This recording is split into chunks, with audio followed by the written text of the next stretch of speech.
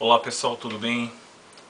Hoje estava fazendo uma análise comigo mesmo, vendo os meus vídeos e os vídeos de alguns amigos meus, e eu cheguei a uma conclusão de como é terrível algumas coisas que estão acontecendo, como é triste, porém ao mesmo tempo fico indignado com a ação do próprio ser humano que provoca esse tipo de causa, principalmente essas enchentes que estão acontecendo por todo o Brasil. Poxa, e o principal em assuntos assim sociopolíticos que estão inseridos no nosso dia a dia. Aí eu parei para pensar. Não sei se você pensa como eu, mas vamos parar para pensar. Você, aí em casa, é a favor do reajuste salarial dos políticos? Você já parou para pensar se você é a favor ou não? Porque eu sou a favor. Eu sou a favor pelo seguinte fato. Olha só, primeiro que eles trabalham demais, eles fazem muito por nós, os nossos parlamentares, vocês sabem disso. As pessoas gostam de meter o pau nos políticos, mas não sabem o trabalho árduo que eles, na verdade, exercem todos os dias, mesmo trabalhando pouco, mas eles trabalham com garra. E olha só, pare para imaginar também, muitos deles moram lá em Roraima, alguns em Rondônia, alguns deles têm até 5, 6, 7 filhos, e a dificuldade de eles se articularem e na verdade de eles se transportarem lá da cidade deles, do estado deles para Brasília, é muito grande a dificuldade. Então por isso que eu sou a favor mesmo, para dar uma estabilidade maior para eles. Tô brincando, essa frase é do Maluf. Sou a favor porra nenhuma, caralho. E eu aqui falando que sou a favor. A favor o cacete, meu. Esses políticos FDP que nós temos no país. E olha só uma coisa interessante. Em uma última reportagem, o nosso querido Lulinha disse que, pô, ele não vai poder desfrutar deste benefício. Porque quem vai poder desfrutar desse benefício é a próxima legislatura. Os próximos deputados, o novo presidente, o vice-presidente da república. Ele ficou triste. Oh, meu Deus do céu, coitadinho do Lulinha. Ele ficou triste. FDP também pra ele, pô. Que eu vou falar de brincadeira mesmo, hein? Olha só, o reajuste salarial foi de cerca de 61,8%, o que vai dar um teto para ele, se eu não me engano, de 26 mil e alguns quebrados. E olha só que esses quebrados, muitos brasileiros nem sequer ganham também. Se eu não me engano, esses quebrados aí é de R$700. 26.700 reais de aumento e reajuste salarial para os políticos. Se tirarem os 26 mil reais, quase praticamente metade da população brasileira não ganha nem R$700 de quebrados deles. Segundo a Confederação Nacional dos Municípios, eles falam que isso pode impactar para o ano de 2011 cerca de 1,8 bilhões para os municípios. Isso é uma vergonha. E o Maluf vem dizer que, olha, eu sou a favor muitas vezes porque eles têm 6, 7 filhos e esse transporte lá do município deles para aqui em Brasília pode ser dificultado em relação a isso, para que eles tenham que ser mais valorizados. É outro filho da puta também, velho. E se nós formos fazer uma análise, é brincadeira. O que sai mais feliz nessa história em relação a tudo é o próprio presidente, que sai com aumento salarial aí parlamentar de 113,9%. Ele é o que teve maior porcentagem em número de aumento salarial.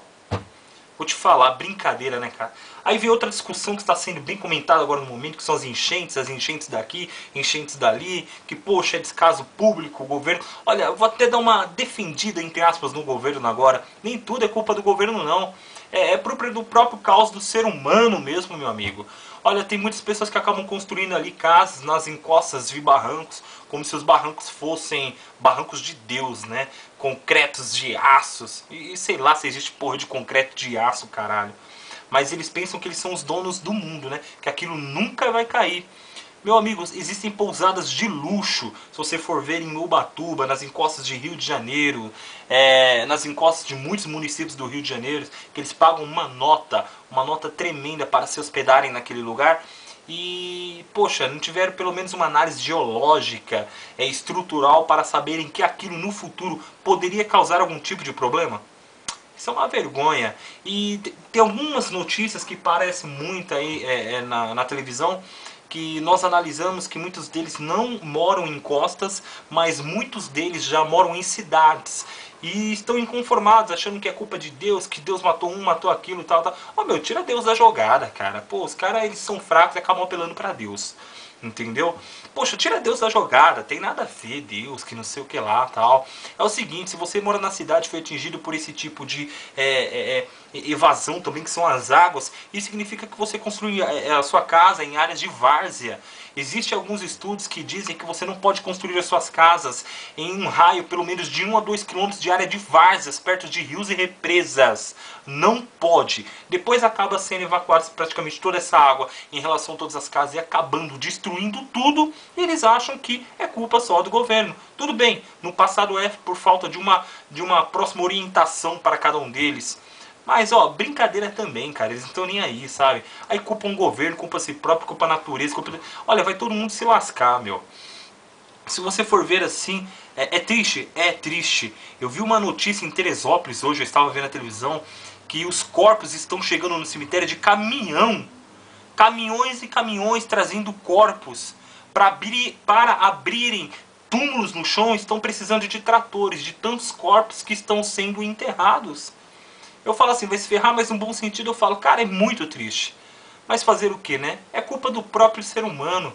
Vocês vão arder, vocês vão amargar tudo isso. Vocês, eu digo nós mesmo, né? Amargarmos tudo aquilo que nós fizemos de errado contra a própria natureza. Então não adianta achar que é triste não, é culpa do próprio ser humano.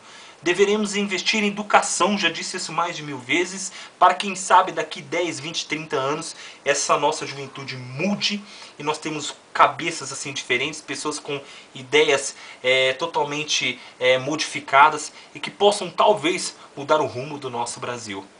E para finalizarmos também, vamos aí, uma notícia que traz muito no Brasil, é o nosso querido, o mais vil, o importante, o mais cobiçado, aquele mais disputado, o queridinho filho do Brasil, ou então melhor, o mais novo filho do Brasil. Sabe quem é ele? Você não sabe quem é ele? É o Cesare Battisti. Cesare Battisti é um italiano que não foi extraditado até hoje. A Itália quer ele a qualquer custo, mas o Brasil está ali colhendo. É o meu filho queridinho, filho adotado, né? Que tudo que não presta vem pro Brasil.